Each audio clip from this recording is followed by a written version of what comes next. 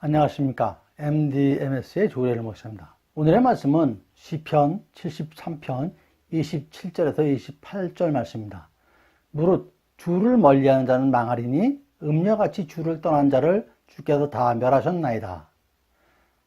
하나님께서 가까이 함이 내게 복이라. 내가 주 여호와를 나의 피난처로 삼아 주의 모든 행적을 전파하리라.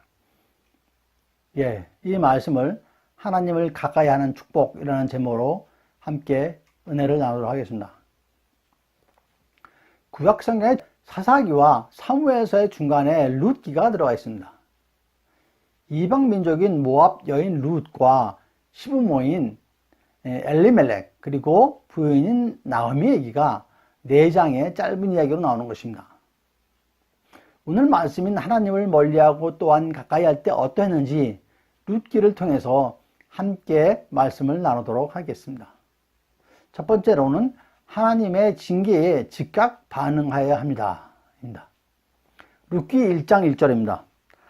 사사들이 치리하던 때에 그 땅에 흉년이 드니 유다 베들레헴의 한 사람이 그의 아내와 2 아들을 데리고 모압 지방으로 가서 거류하였는데 라고 기록되어 있습니다.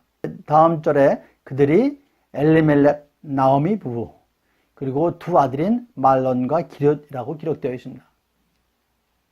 그리고 그들은 어디 출신이냐 하면 유다, 베들레헴, 에브라 사람이라고 합니다. 그런데 엘리멜렉 집안은 흉년의 징계를 피해서 전 가족이 이방 땅 모압으로 이주한 것입니다. 얼마나 인간적인 생각으로 처신한 것입니까? 하나님께 매달릴 생각을 안 하고 인간적인 생각으로 피한 것입니다. 모압이 누굽니까? 아브라함의 조카 롯이 친딸과 통간에서 낳은 아들입니다. 근친 상간에서 낳은 아들. 그런 개념 없는 동네로 도망간 거죠. 오늘의 본문에서 주를 멀리하는 자는 망하리니 하셨습니다. 아버지께서 훈계하고 벌하시면 잘못을 깨닫고 뉘우치고 돌이켜야 하는데 그럴 생각을 안 하고 피해버린 것입니다. 하나님께서는 또다시 벌하시어 엘리멜렉을 죽게 하십니다. 여러분, 하나님께서 징계하시면 절대로 피하지 마십시오. 피하면 안 됩니다. 피한다고 해결될 일이 아닙니다. 무릎 꿇고 순종하여 돌이키십시오. 그것만이 살 길입니다. 어디로 도망가겠습니까? 다 주님의 손바닥 안에 있는 거 아니겠습니까? 전능하신 하나님께서 다시 치셨습니다. 2 아들을 다 죽게 합니다. 3 과부만 남게 된 것이죠. 이제 집안에 남자가 하나도 없게 된 것이죠. 이러니 3 과부는 살아도 살아있는 것 같이 하는 그런 신세가 되어버립니다. 그런데 갖고 있던 재산 다 탕진하고 나니까 베들레헴의 상황이 좋아졌다는 얘기가 들리는 거죠. 그제서야 나오미가 고향으로 돌아갈 생각을 하게 됩니다. 남편과 2 아들이 죽는 그러한 징계 이후에 거룩한 땅 베들레헴으로 돌아가려 하는 것입니다. 안타까운 일이죠. 여러분, 우리는 신이 아닙니다. 누구나 실수할 수 있고 잘못할 수도 있습니다. 우리에게는 죄의 본성이 있는 것이죠. 실수하지 않는 것이 가장 중요하지만 실수하더라도 분별력 있게 즉시 돌이키는 것 또한 중요합니다. 성경 인물 중에 그런 사람이 있습니다. 누굽니까? 다윗입니다. 왕의 위력으로 남편이 있는 유부녀와 간음하고 그녀의 남편을 전장에서 죽게 만들었습니다. 그러나 선지자 나단이 이에 대해서 경고하니까 정신 차리고 회심을 합니다. 여러분, 실수할 수 있습니다. 잘못할 수 있습니다. 하지만 절망하고 낙심하지는 마십시오. 주님을 붙드시고 주님의 음성을 들으십시오. 그 길만이 살 길입니다. 우리의 주님은 사랑의 주님이십니다. 우리의 주님은 지금도 우리를 기다리고 계십니다. 2 번째로 하나님은 돌아오는 자에게 줄 축복을 준비하고 계십니다. 이제 나오미가 고향인 거룩한 땅 베들레헴으로 돌아가기를 결심하고 2 며느리한테 얘기를 합니다. 이제서야 나오미가 하나님과 함께 하겠다고 결심한 것이죠. 자신은 베들레헴으로 돌아가니 두 며느리 오르바와 룻에게도 각기 집으로, 친정집으로 돌아가라고 합니다. 두 며느리가 행동이 완전히 다 갈렸죠. 오르바는 등 돌리고 돌아갔지만, 친정으로 돌아갔지만, 룻은 시어머니인 나오미의 짝이 되어서 나오미를 따라갑니다. 나오미와 함께 베들레헴으로 가겠다고 하는 것이죠. 그러면서 룻이 시어머니인 나오미에게 하는 말이 있습니다. 룻기 1장 16절 말씀인데요. 룻이 이르되 내게 어머니를 떠나며 어머니를 따르지 말고 돌아가라 강권하지 마옵소서. 어머니께서 가시는 곳에 나도 가고 어머니께서 머무시는 곳에서 나도 머물겠나이다. 어머니의 백성이 나의 백성이 되고 어머니의 하나님이 나의 하나님이 되시리니 라고 했습니다. 이어서 그 17절에 어머니께서 죽으시는 곳에서 나도 죽어 거기 묻힐 것이라. 만일 내가 죽는 일 외에 어머니를 떠나면 여호와께서 내게 벌을 내시고 더 내리시기를 원하나이다 하는지라 라고 했습니다. 룻의 고백입니다. 어떻습니까? 과부가 된 며느리의 시어머니에 대한 마음. 룻은 단순히 시어머니를 따르겠다는 것이 아니죠. 자신이 섬기던 이방신을 버리고 시어머니의 하나님을 섬기겠다는 것입니다. 룻도 시어머니와 하나님과 함께 하겠다고 약속을 하는 것입니다. 여러분, 룻이 시어머니 나오미와 함께 있으면서 무엇을 보았을까요? 성경에는 기록되어 있지 않지만 아마도 회심한 나오미의 모습을 보았을 것입니다.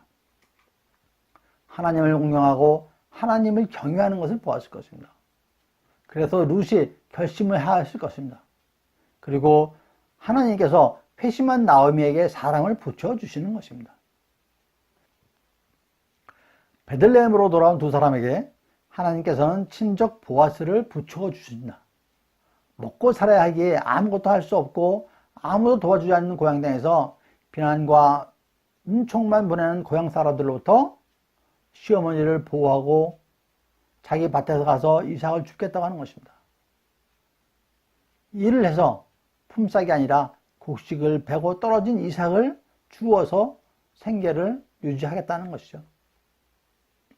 하나님께서는 이런 이방 여인 룻에게 엄청난 축복을 주십니다. 회심하고 돌아온 나오미를 잊지 않으시고 죽은 남편인 엘리멜렉의 계대를 잇는 역할을 감당하게 하는 것이죠.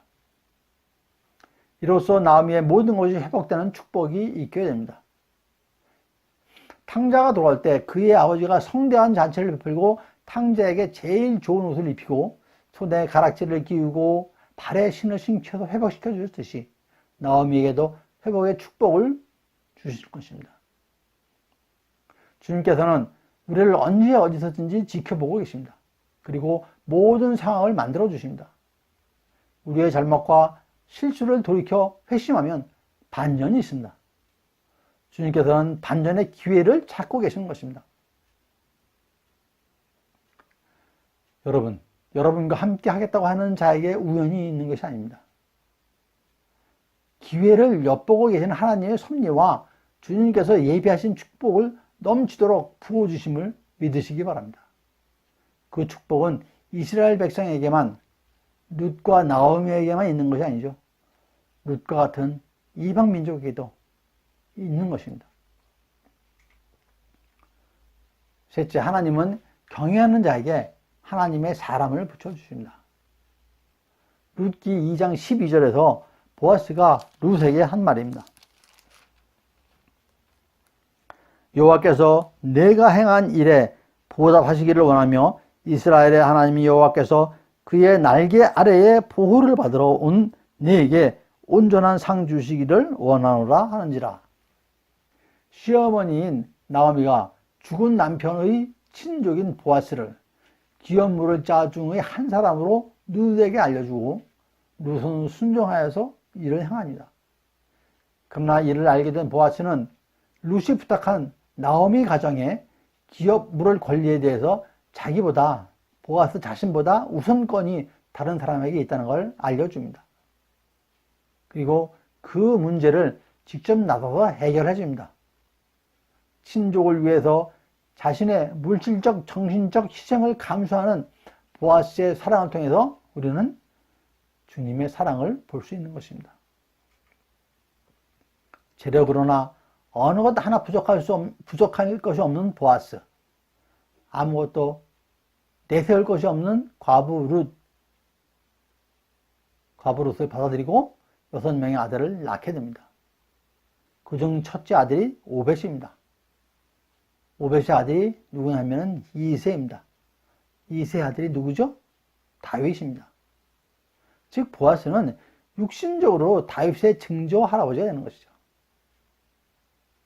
보아스의 이러한 큰 일을 위해서는 자신의 희생이 요구된다 할지라도 이를 감수할 줄 아는 사랑의 사도의 정신이 필요한 것입니다. 하나님께서는 회심한 나오미와 믿음, 순종의 삶을 산 룻에게 하나님의 사랑을 붙여주시는 것입니다. 축복의 선물입니다. 모세에게는 아론을, 다윗에게는 요나단을 붙여주셨죠. 신약성경에서도 회심한 바울에게 아나니아를 붙여주셨습니다. 그를 통해서 바울의 눈을 뜨게 하고 안수까지 했습니다. 또 바울에게 바나바도 붙여주셨습니다. 바나바가 누구입니까? 사도행전 11장 24절에 착한 사람이요 성령과 믿음이 충만한 사람이라고 적혀 있습니다. 여러분, 혼자가 아닙니다. 합당한 때에 가장 합당한 사람을 하나님께서는 붙여주십니다. 혼자 하겠다는 생각도 버리십시오. 예수님께서 12 제자와 함께 하셨습니다. 전지전능하신 주님께 충분히 혼자 하실 수 있는 건데 혼자 하지 않으십니다. 주님께서는 여러분과 함께 하실 동역자를 붙여주십니다. 그때에 감사한 마음으로 함께 하십시오. 혼자 다 하겠다고 교만한 마음은 갖지 마십시오. 모든 것을 주님과 함께 해결하십시오. 하나님을 가까이 하는 것이 축복의 비결입니다. 주님께서 항상 여러분께 줄 축복의 선물을 준비하고 계십니다. 하나님과 항상 함께해서 그 축복의 선물을 받는 저와 여러분 되시기를 축원드립니다. 감사합니다. MDMS의 조래을 목사였습니다.